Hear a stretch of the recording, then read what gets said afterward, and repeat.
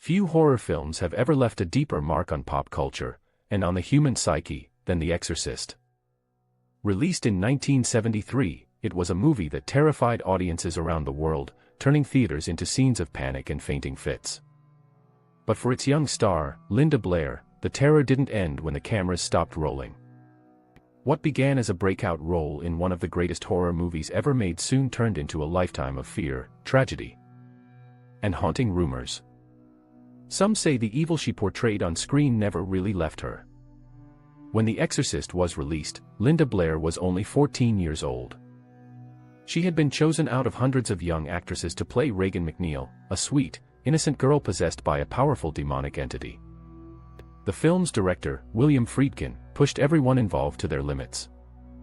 The set was kept freezing cold to make the actors' breath visible, the sounds of pigs being slaughtered were used in the audio mix. And the entire production became a grueling, often disturbing experience. But no one suffered more than Linda. The scenes she had to film were traumatic, thrashing violently on a bed, spitting vile words, and screaming in agony while makeup artists transformed her into a vision of pure horror. For weeks on end, she was strapped into a rig that violently shook her body to simulate possession. During one of these takes, the harness broke, injuring her spine, an injury that caused her pain for years. And while the movie made her an international star, it also became a curse she could never escape. After the release of The Exorcist, Linda Blair was catapulted to fame overnight. But fame, especially the kind built on terror, can be dangerous. She was nominated for an Academy Award for her performance. But the recognition came with a dark price. The world refused to separate the young actress from the demon she portrayed. Reporters hounded her with disturbing questions about possession, religion, and the devil himself. Some religious groups even accused her of glorifying Satan. Others sent her death threats. For a 14-year-old girl, it was overwhelming. Linda later revealed that she began suffering from nightmares and anxiety after filming Wrapped. She claimed she would sometimes wake up at night convinced that something was watching her, that she wasn't alone in her room. Strange sounds and movements around her house fueled her fear. The haunting was no longer just in the movie, it had followed her home. Some people connected the eerie events to the so-called Exorcist curse. Like Poltergeist years later, The Exorcist quickly developed a reputation for being cursed. During production, a mysterious fire destroyed most of the set, except for the bedroom where the exorcism scenes were filmed. Actor Jack McGowan, who played Burke Dennings, died suddenly before the movie was released. Other members of the crew reported serious injuries and accidents. And 9 people connected to the film reportedly died before it even premiered. Priests were even called to bless the set. Linda tried to move on. But wherever she went, the shadow of the Exorcist followed. Her next roles typecast her as the possessed girl, and audiences refused to see her as anything else. By the late 1970s, her career began to decline. The media's fascination with her personal life became invasive. She faced public scrutiny, rumors of substance abuse, and even legal troubles. But the strangest part was that she could never quite escape the paranormal aura surrounding her name. She once admitted that people would come up to her and ask if she had truly been possessed during filming. Some fans even claimed they could see it in her eyes. Others swore that strange things happened when they met her, lights flickering, chills running through the room, or objects moving slightly as they spoke to her.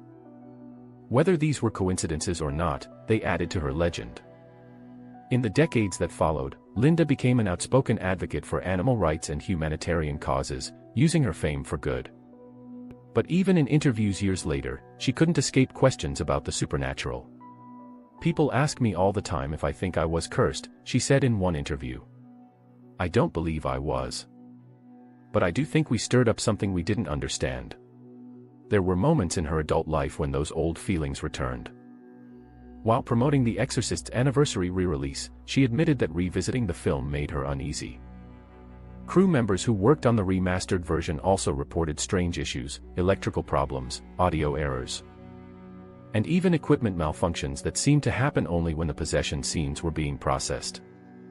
Some joked that the demon didn't like being disturbed. Others weren't laughing. Perhaps the most chilling stories came from fans who claimed to have seen strange things after watching the film. There were reports of fainting, seizures, even heart attacks. Some viewers claimed that watching Linda's performance triggered strange phenomena in their homes, doors slamming, cold drafts, or the feeling of being watched. It all fed back into the idea that the movie, and Linda herself, had opened some kind of gateway. In more recent years, Linda has tried to reclaim her narrative. She's appeared at conventions and horror festivals, where fans still revere her as a legend of the genre. But when asked about her time filming The Exorcist, she always returns to the same haunting sentiment: "It changed me." You don't go through something like that and walk away the same person. Some paranormal researchers have even theorized that the emotional trauma of playing Regan left an imprint on her energy, a kind of psychic residue that still follows her. After all, in spiritual lore, those who mimic or channel demonic possession are said to attract dark entities, intentionally or not. Linda herself has never claimed to be haunted, but her words often suggest that she feels a lingering connection to the darkness she once portrayed. And then there's the strange story from 2000, during a reunion event for The Exorcist. The gathering was meant to celebrate the film's legacy. But something unsettling happened. During a panel discussion, the lights in the auditorium flickered violently for several seconds, plunging the room into partial darkness. The sound system cut out, and a few audience members swore they heard a low growling noise echoing through the speakers. When the lights came back on, Linda, pale and shaken, simply laughed it off, but some fans in attendance still talk about it as if it were a warning. Today, Linda Blair lives a quiet life away from the chaos of Hollywood. She dedicates most of her time to animal rescue and charity work, rarely speaking about her horror past unless she has to. But the world won't let her forget. To this day, whenever people discuss cursed films or haunted productions, her name inevitably comes up. It's as if The Exorcist is a ghost that refuses to stop haunting her. Even now, nearly 50 years later, Linda's connection to The Exorcist remains eerie. When you see her in interviews, her smile is warm, but her eyes sometimes betray something else, a flicker of the past, a memory too heavy to name. Maybe she's simply tired of living with the role that defined and imprisoned her. Or maybe, just maybe, she knows something the rest of us don't. Some believe The Exorcist was more than just a movie, it was a ritual, performed on celluloid, capturing an energy that still lingers. And if that's true, then Linda Blair might forever be tethered to the darkness she once embodied. The girl who became the face of cinematic evil, and who has spent her entire life trying to prove she left it behind. But late at night, when the world is quiet, when she remembers the cold breath of that set, the screams, the lights flickering, when the sound of her own voice distorted into something inhuman, perhaps she still wonders if the demon ever truly let her go. Because sometimes, the scariest hauntings aren't the ones we can see. They're the ones that live inside us. And for Linda Blair, The Exorcist may not have just been a role. It might have been a door she can never fully close.